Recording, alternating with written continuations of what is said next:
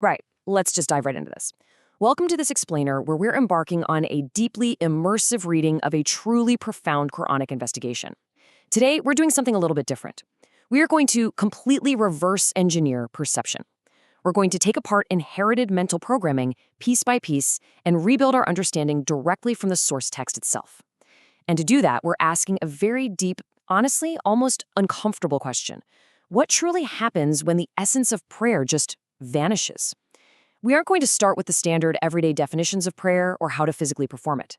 Instead, the text actually forces us to look at a full scene, a scenario where something profoundly structural existed and then completely collapsed.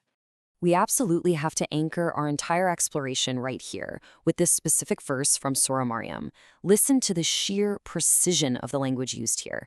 It says, "Then there succeeded them a generation who lost the prayer and followed desires." Notice what it doesn't say. It doesn't say they started disbelieving outright. It doesn't say they abandoned religion entirely. It explicitly says they lost it. This is a brilliant linguistic nuance, and it's the very first major assumption we really need to deconstruct together. So let's initiate this intellectual deconstruction by looking closely at the specific Arabic words used here. The common, inherited interpretation usually equates losing with abandoning or leaving. But the text specifically uses أضاعوا, which means lost, and not taraku, which means left. Think about it this way.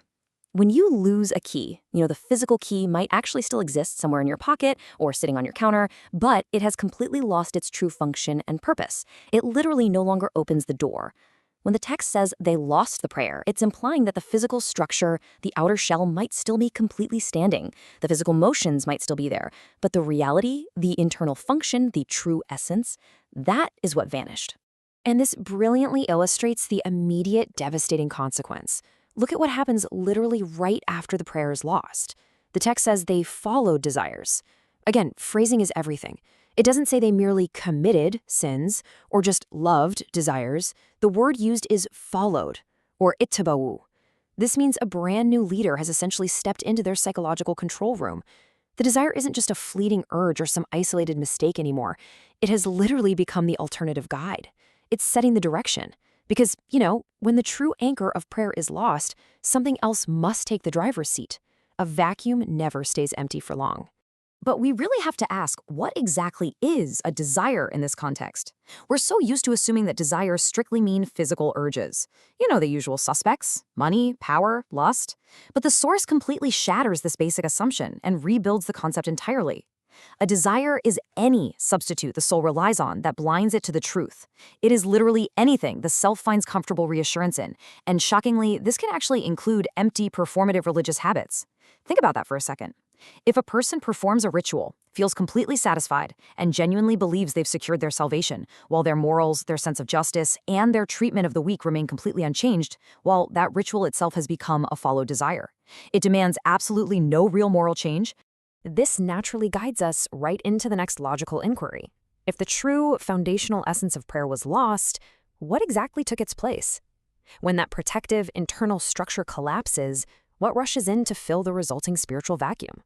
To really understand this, we have to trace the anatomy of this deviation step by step. Let's move over to Surah Al-A'raf and see how this actually builds. How does an entire society get to this point? The fall doesn't just begin with outright rebellious disbelief. It begins with something much subtler, much more insidious: haste, pure impatience, an inability to just wait for the completion of a divine command. And this haste, it leads directly to the second step: replacing words. The text tells us they exchanged a word for another that was not said to them. They didn't boldly reject the religion. They just slightly, quietly altered the definitions to suit their own comfort. And that subtle alteration eventually leads to the third step: forgetting the reminder entirely.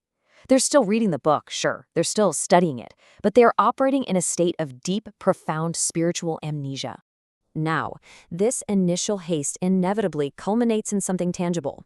It builds. Step 1, manufacturing the calf. Step 2, transgressing the limits, known as fisk. Step 3, complete tyranny and stubbornness, or utu. The calf is the absolute ultimate symbol of this deviation, but we really need to stop thinking of it as just some historical piece of metal from thousands of years ago. It's so much more than that. Here is the crucial takeaway. The calf is a psychological blueprint. It perfectly represents humanity's eternal, recurring desire for a fast, comforting, empty substitute for genuine guidance. Remember the story of the Samaritan in the text? He took a mere trace of the messenger, mixed it with his own desires, and created a calf that actually made a sound. It looked religious, it sounded spiritual, but it was completely, utterly hollow. The calf is literally any modern shortcut we create when we lack the endurance for true, rigorous spiritual transformation. It is the incredibly dangerous illusion of having the truth without carrying the actual burden of living it out. Look closely at Moses' reaction in Surah Al-Araf. This is fascinating. When he returns and sees this happening, he doesn't immediately ask, "Did you worship a statue?" No way. His very first words are, "Did you hasten the matter of your Lord?" He brilliantly bypasses the idol itself to diagnose the root psychological disease. The idol is just the symptom, right? The actual disease is the destructive, impatient rush to replace God's command with something immediate, something you can see, touch, and control right now. And this brings us to a massive structural contrast in the source material. We are actively dismantling the inherited idea that just having a holy book is somehow enough. The text sharply contrasts those who merely inherited the book with those who hold fast to the book. Inheriting religion is entirely passive. You receive it from your parents, you follow the crowd, you take the lower, easier gains of this world while casually tossing out, "Oh, we'll be forgiven." But holding fast? That is an active, conscious, rigorous anchoring of oneself to the text as the ultimate measure of truth. It's the hard work of constantly stripping away the layers of human alteration. And notice how the source inextricably links these two exact concepts together. And those who hold fast to the book and establish prayer, indeed, we will not lose the reward of the reformers. Here is the cure, presented right after diagnosing the disease. Holding fast to the book is the absolute prerequisite, and only then comes the actual establishing of prayer. But wait a minute.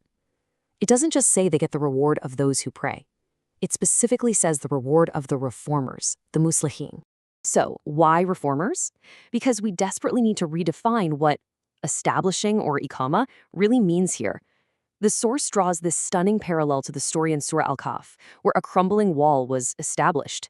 That meant it was repaired and returned to its structurally sound original state, rather than just being completely replaced. Establishing prayer isn't about inventing a brand new ritual. It is about restoring the lost essence of prayer so that its moral impact actually radiates outward into the community. Seriously, if the prayer doesn't lead to active societal reform, it hasn't truly been established. It's just empty motion. But how does that happen in real life? This brings this whole intricate web of verses to a terrifying climax. How does a person become a praying individual while simultaneously being completely heedless of their prayer? This is the ultimate paradox found in Surah Al-Ma'un. How can someone physically go through all the motions, yet spiritually be entirely absent? Let's finally bridge this gap between physical motion and spiritual emptiness. The source literally brings the hammer down with undeniable evidence from Surah Al-Ma'un. It gives us the exact symptoms of someone who is heedless of their prayer. And what are they? Denying the true religion in actual practice, violently repelling the orphan, refusing to urge the feeding of the needy, withholding the most basic, simple acts of kindness. Performing empty prayer creates a person who is completely devoid of mercy. It proves, unequivocally, that the internal connection to the divine, that core moral compass, is just dead. So let's pivot the mirror directly toward ourselves for a minute.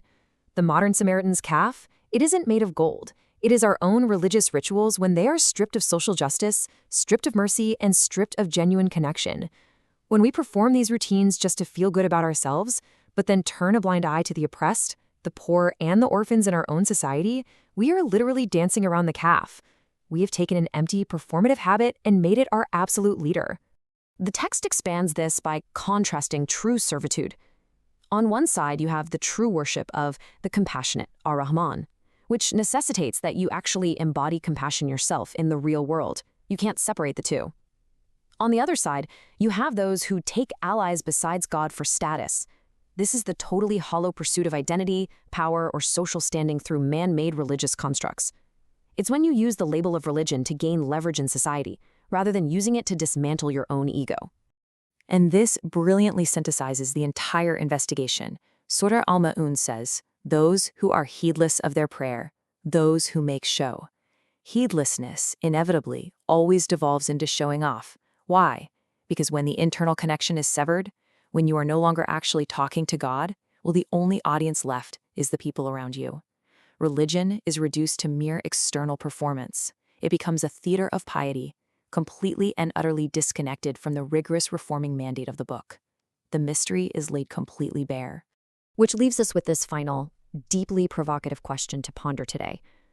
We have reverse engineered the descent from true prayer down to empty habit. We've seen exactly how haste leads to altering words, which leads to building psychological calves, ending in a performative religion completely devoid of mercy. So I want you to look closely at your own spiritual foundation.